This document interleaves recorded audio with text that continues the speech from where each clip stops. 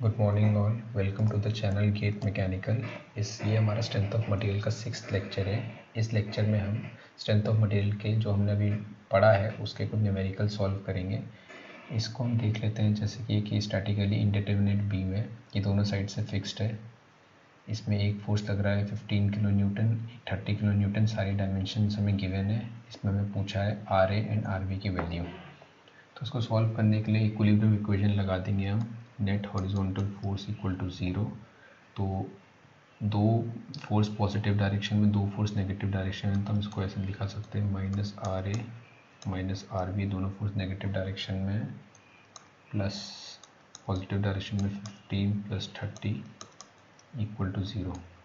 तो R A plus R B equal to 45 kilo Newton.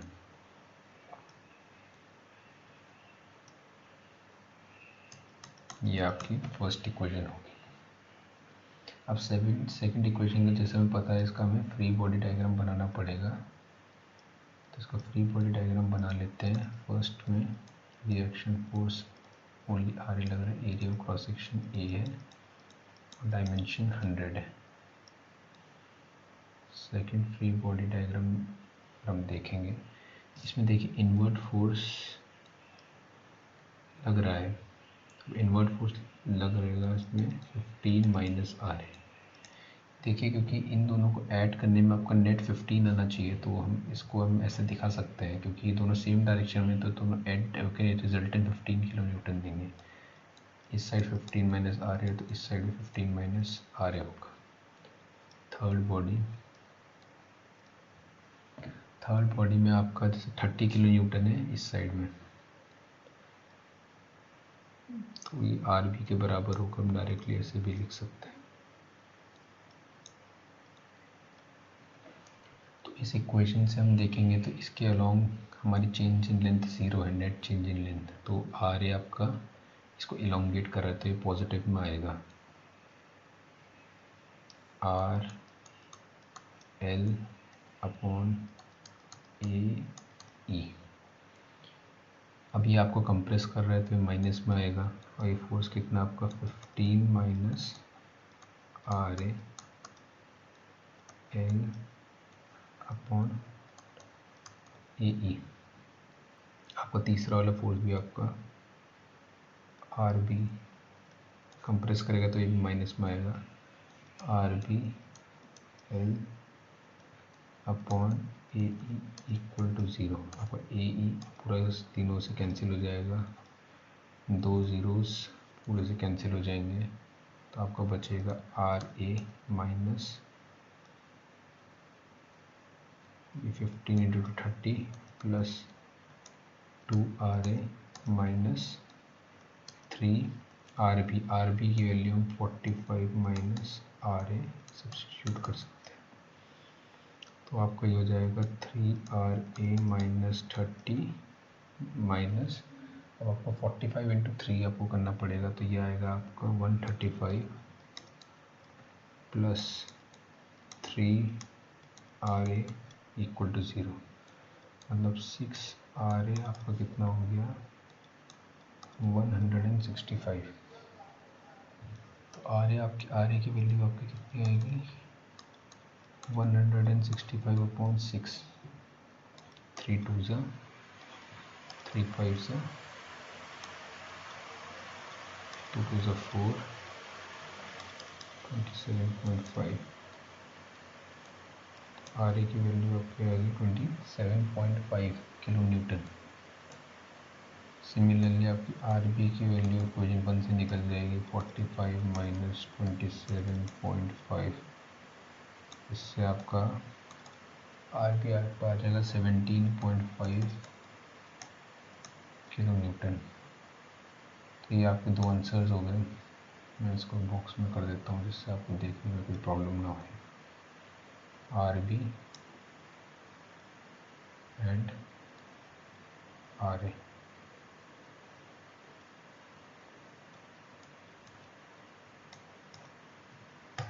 हम next question को देखते हैं। नेक्स्ट क्वेश्चन आपका है, ये भी हमारी फिक्स, दोनों साइड से फिक्स्ड है बार। इसमें बीच में पी लोड लग रहा है।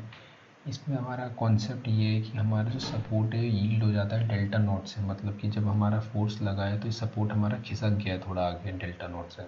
इन क्वेश्चन को करने के लिए हमें सबसे पहले हमें ऐसा अज्यूम करना पड़ता है कि हमारा सपोर्ट है ही नहीं। तो इसमें हमें कैसे अज्यूम करना पड़ता है, assume that there is no support. ये वाले सपोर्ट को हम अज्यूम करेंगे है ही नहीं। अगर ये सपोर्ट नहीं होगा तो अगर हम इसका फ्री बॉडी डायग्राम बनाएंगे तो यहाँ पी फोर्स लगेगा, इधर भी पी फोर्स लगेगा, और जो दूसरा होगा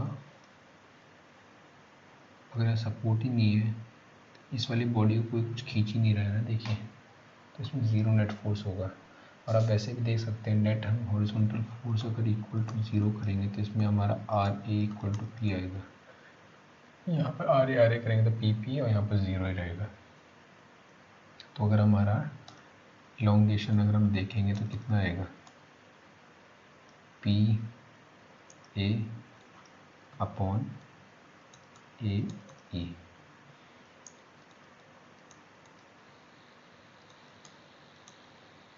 प्लस इसके corresponding zero equal to P A upon A ई।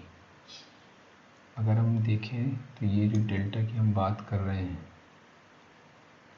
वो डेल्टा कुछ इससे बड़ा ही होगा, ये तो हम मानते हैं। अगर ये सपोर्ट नहीं होता तो ये ज़्यादा इलोंगेट होता, अब सपोर्ट है तो थोड़ा यील्ड करके कम इलोंगेट हुआ है। तो जो आपका जो डेल्टा माइनस डेल्टा नॉट है, जो डेल्टा माइनस डेल्टा नॉट है, ये जो कंप्रेस हुआ है सिर्फ सपोर्ट की वजह से हुआ है, रेजिस्टेंस की वजह से। तो इसको हम कुछ ऐसे मान सकते हैं कि अब हम सिर्फ सपोर्ट को मानेंगे। यहाँ सपोर्ट था जिसका रिएक्शन आपका आर बी था, तो उसको आपको कितना कंप्रेस करना पड़ा, उसको आपको कंप्रेस कितना करना पड़ा, डेल्टा माइनस डेल्टा नॉट। अगर रिएक्शन होता, बिना रिएक्शन के आपको यहाँ तक कंप्रेस होता, विथ रिएक्शन आपको यहाँ तक हो रहा है, तो रिएक्शन आने की वजह से इसको कितना कंप्रेस होना पड़ा, डेल्टा माइनस डेल्टा नॉट ना। विदाउट रिएक्शन और विथ रिएक्शन में इतने तो डिफरेंस है। तो मतलब जो आर बी फोर्स है ये इसको कितना कंप्रेस करता है, ये बस हमें निकालना है। समझ गए ना मेरा क्या लॉजिक है इसके पीछे। तो इसमें कुछ भी नहीं है। अब आर बी फोर्स का जो ये होगा ये हमारा इक्वल किसके होगा, आर बी, और लेंथ कितनी है, A plus B upon area of section into ई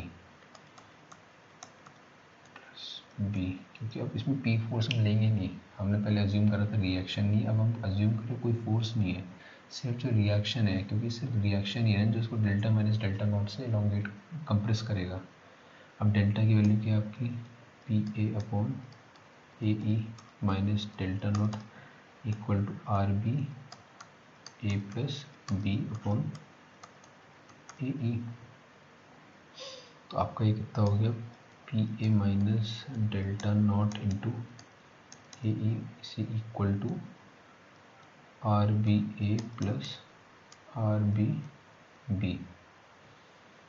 अब आपको जैसे कि आपको इसमें क्या निकालना है, आपको इसमें रिएक्शन की वैल्यू निकालनी है। तो रिएक्शन की वैल्यू निकालने के लिए इसमें आर बी की वैल्यू निकाल देते हैं हम। तो आर बी की वैल्यू आपकी आ जाएगी P A minus delta not A E upon A plus B. ये आपकी रिएक्शन की वैल्यू।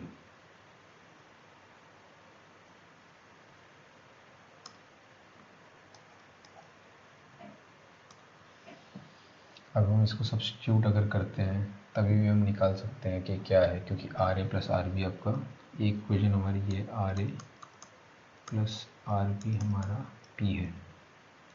तो आर ए की वैल्यू क्या होगी, P minus R B, P A minus delta not A E upon A plus B.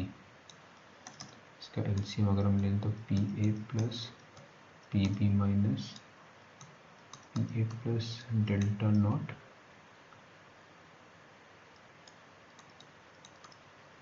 A E upon A plus B, तो आपको R A हो जाएगा, ये दोनों कैंसिल हो जाएंगे, P B plus delta not A E upon A plus B. तो second reaction का आपका वैल्यू भी निकल गई। आप आई होप आपको ये समझ आ गया होगा। मैं दोबारा से एक बार रिपीट कर देता हूँ। सबसे पहले हमने ये माना कि इसमें रिएक्शन लग ही नहीं रहा है, सपोर्ट है ही नहीं, तो ये इलोंगेट हो जाएगा डेल्टा से पूरा यहाँ तक, और एक्चुअल में रिएक्शन के साथ ही इलोंगेट हो रहा है डेल्टा नॉट से।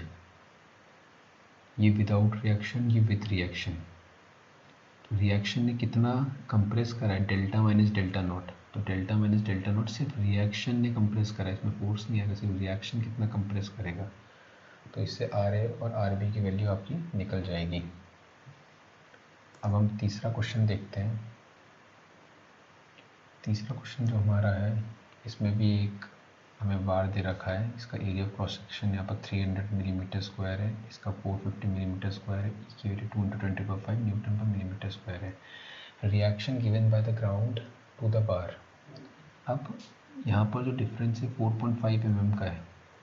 अब ये ग्राउंड कब रिएक्शन देगा, जब इसका इलोंगेशन 4.5 mm से ज़्यादा होगा, तभी तो देगा ना। तो सबसे पहले हम इसका इलोंगेशन देख लेते हैं। अगर ये फिक्स्ड नहीं है तो इसका हमें फ्री बॉडी डायग्राम बनाना पड़ेगा सबसे पहले। तो इसका फ्री बॉडी डायग्राम बना लेते हैं।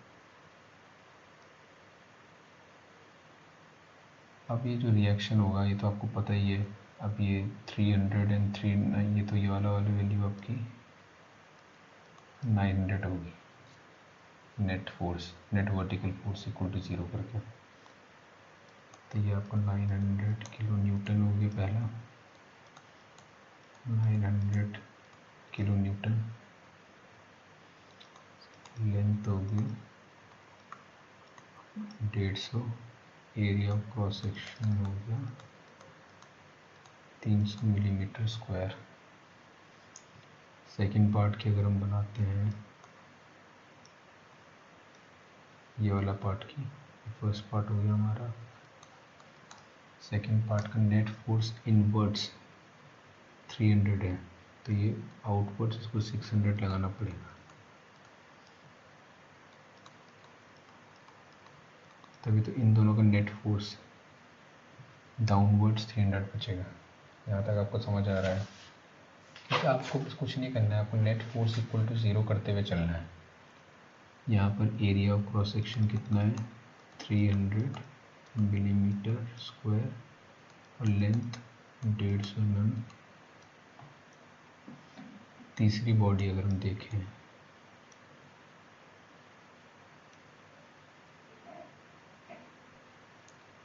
उसका आपका नीचे की डायरेक्शन में, यहाँ पर तो आपका नेट फोर्स 0 है, तो ऊपर इसका 600 किलो न्यूटन लग रहा होगा, डाउनवर्ड डायरेक्शन में 600 किलो न्यूटन लग रहा होगा। एरिया ऑफ क्रॉस सेक्शन इसका 450 मिलीमीटर स्क्वायर है, और लेंथ इसकी टोटल 300 मिलीमीटर है। इस पोर्शन की बात कर रहा हूँ यहाँ पर। और चौथा जो पार्ट है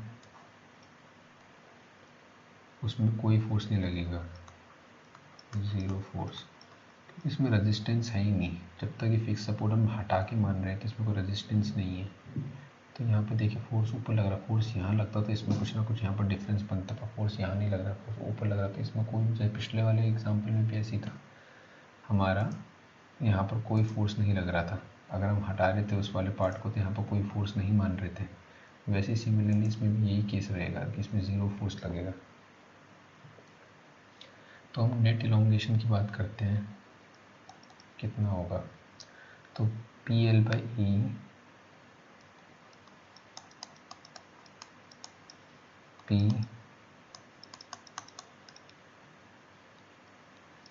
L अपॉन AE। अगर इसमें देखें तो न्यूटन में दे देगा, क्योंकि न्यूटन पर मिलीमीटर स्क्वायर में, मिलीमीटर स्क्वायर में तो 2 × 10⁵ × 300 ये इलोंगेशन देगा।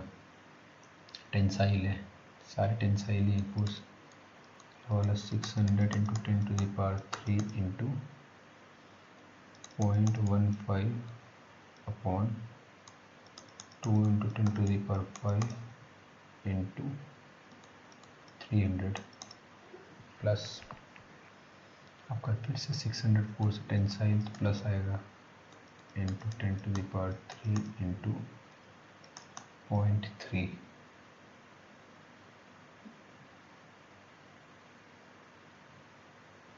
और ये आपका 150 है, ये डिस्टेंस 150 है ना, तो 0.15 आएगा। 0.15 upon 2 into 10⁵ into area cross section 450 plus 0। अगर आप देखेंगे इसको हम पूरे को मिलीमीटर में कन्वर्ट कर देते हैं, तो इंटू 1000 से भी मल्टीप्लाई करना पड़ेगा। अगर हम इसको पूरे को मिलीमीटर में कन्वर्ट करते हैं इंटू 1000 से मल्टीप्लाई करना पड़ेगा। तो सबसे पहले तो ये इंटरमीडिएट जीरोस हम वो काट देते हैं। 1000 से मल्टीप्लाई करने के लिए तो ये दोनों उड़ेंगे, ये भी उड़ेगा, ये 4.5 बचेगा और 1 इंटू 10 ऊपर भी आएगा। तो इसको जब आप सॉल्व करेंगे तो ये आपको बचेगा 2.25 ये आ जाएगा आपका, प्लस 1.5 प्लस 1 ये mm में आ जाएगा। यहाँ पर इंटू 10 भी आएगा, तो 1000 से हमने मल्टीप्लाई करा है ना, तो उसको सॉल्व करने में आपकी वैल्यू आएगी 4.75 mm। ये आप एलोंगेट करेगा आपका थोड़ा सा एक्स्ट्रा, कितना एक्स्ट्रा 0.25 mm एक्स्ट्रा एलोंगेट करेगा। तो जो इसमें रिएक्शन फोर्सेस होगी वो कितना, इसको कंप्रेस करने की कोशिश करेगी, सिर्फ 0.25 mm कंप्रेस करेगी तभी यहाँ तक पहुँचेगा। तो वो रिएक्शन फोर्स निकालनी जो इसको इतना कंप्रेस कर सके। तो वो रिएक्शन फोर्स अगर हमें निकालनी पड़ेगी तो उसके लिए हमें फिर से इस डायग्राम को बनाते हैं। कुछ नहीं करना है इस बार ही,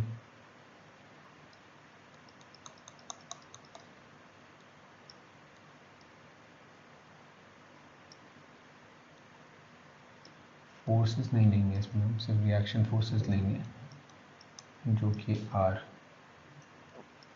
इधर से भी रिजल्टेंट R ही लगेगा। ये पूरा आपका 300 mm है और ये भी आपका 300 mm है। एरिया आपका ये हो गया, आपका एरिया 300 मिलीमीटर स्क्वायर और ये आपका था 450 मिलीमीटर स्क्वायर। अब आपको रिएक्शन देखना है, तो रिएक्शन फ्री बॉडी डायग्राम अगर आप देखेंगे तो दोनों में R R ही आएगा। चाहे मैं बना भी देता हूँ, ये R plus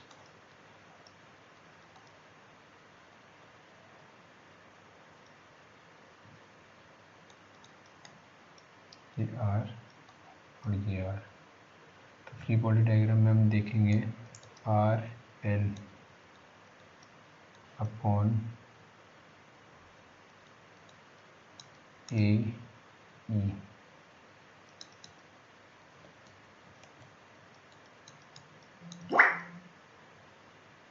plus R L upon A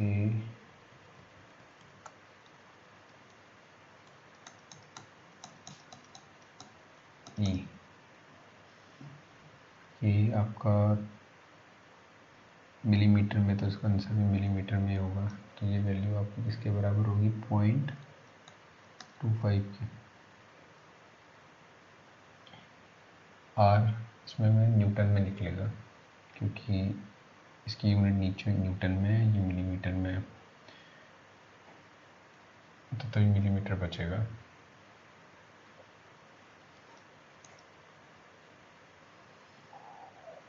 R plus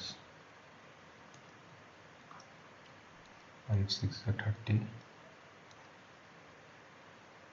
5 45, 3 2 3 3 2R by 3 equal to 1/4 0.25 लिख दिया into 2 into 10 to the power 5 half 3 5R by 3 equal to 0.5 into 10 to the power 5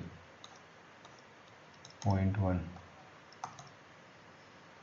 0.3 into 10 to the 5 Newton. R equal to 0.3 into 10 to the power 5 divided by 10 to the power 3 kilonewton equal to 30 kilonewton. तो reaction force जो रहेगी उसकी value आपकी रहेगी 30 kilonewton.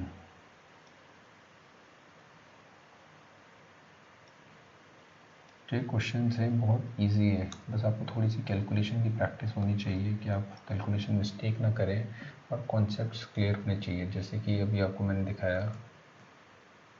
और अगर आपको और ऐसी और वीडियोस देखनी है तो प्लीज़ मेरे चैनल गेट मैकेनिकल को लाइक एंड सब्सक्राइब करें। Thank you.